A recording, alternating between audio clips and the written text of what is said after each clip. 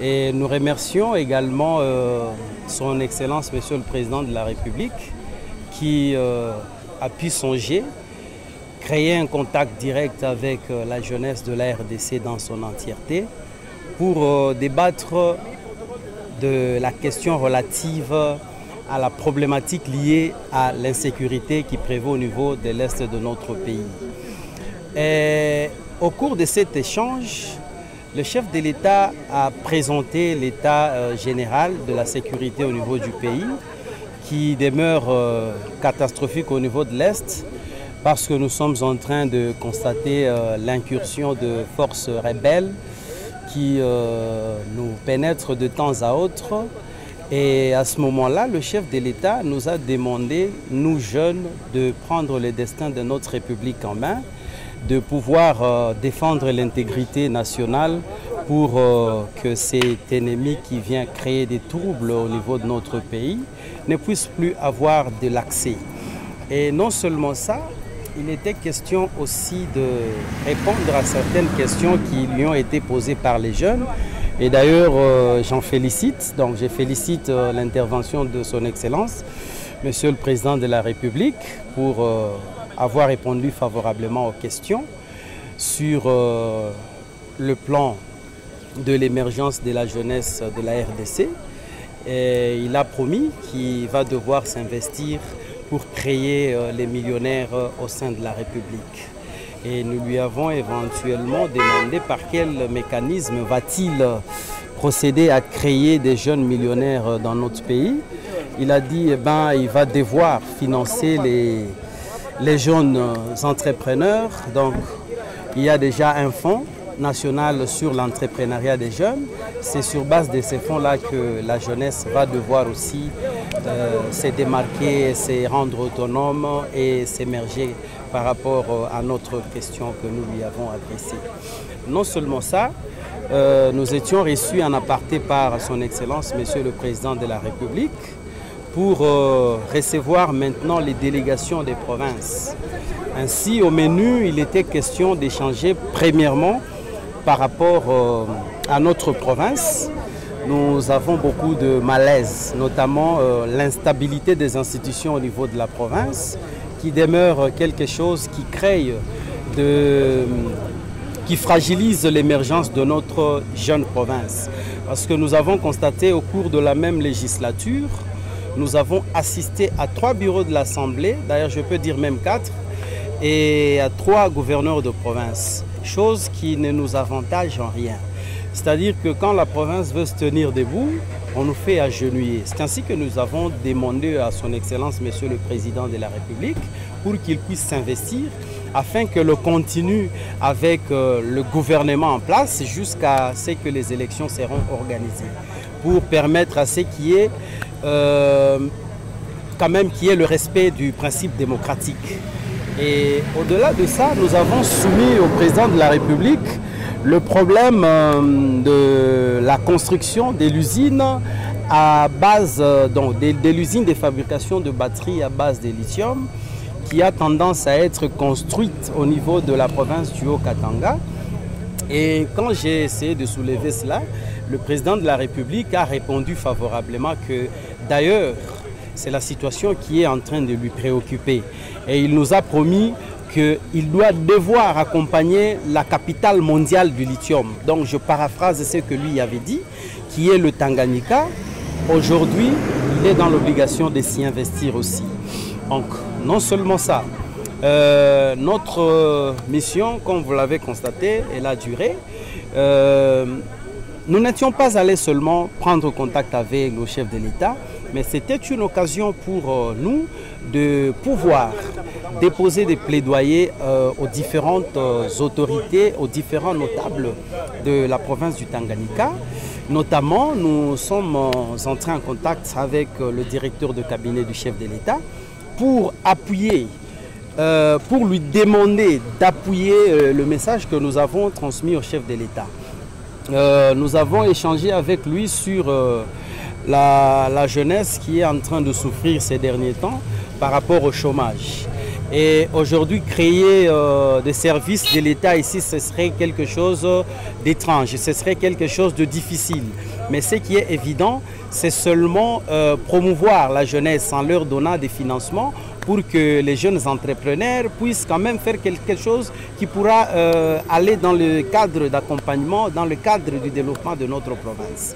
Et non seulement ça, nous avons aussi parlé de la situation de Mouliro qui demeure jusque-là entre les mains de forces zambiennes. Et nous leur avons demandé qu'on nous présente d'abord l'état actuel, parce que la jeunesse du territoire de Moba veut se prendre en charge. Et ainsi, au finish, le DIRCAB nous a promis qu'il va s'investir pour que l'issue favorable soit trouvée.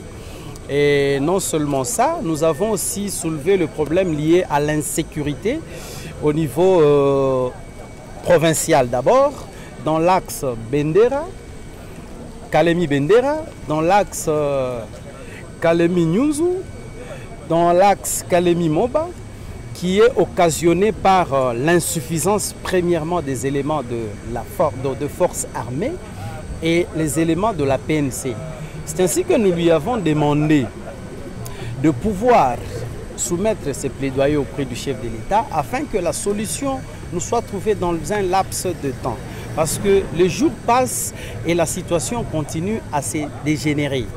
Et non seulement ça, nous avons aussi évoqué le problème de l'insécurité au niveau de la ville, qui demeure aussi en ce sens-là, parce que nous avons carence des éléments de la police, carence de militaires, ce qui fait qu'aujourd'hui, nous sommes en train de connaître le carnage au niveau de la ville.